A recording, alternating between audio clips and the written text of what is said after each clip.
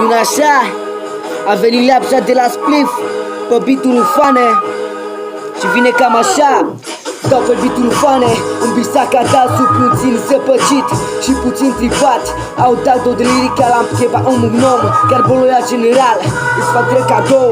Un flow nebun de rămâi pa nou când de pe rap. Sunt inu out, cat chiar pe drag, bang bang shout out.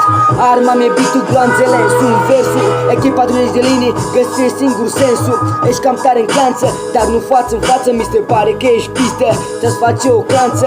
Mă auzi pe gritule, 30 și mama că o dau pe limba lumii. Se audă toată strada, venim gen hunii. Avem în mână Jordan, n-ai cum să ne oprești. Să speria și garda, deci mai bine fugi. Mișcoară luat amploare, n-au catalogat fiare, dar nu suntem animale.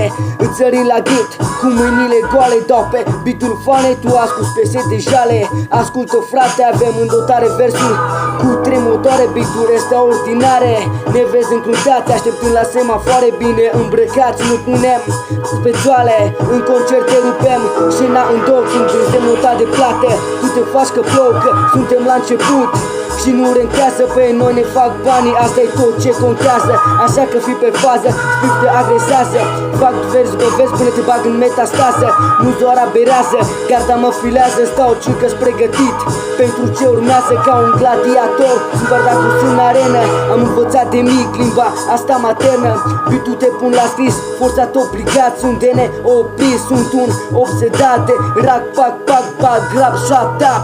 Trag linie după linie, pe hârtie muza mea e rapul, o muzică vie. Am dat tot ce-am avut, eu în cap am terminat piesa și-am plecat.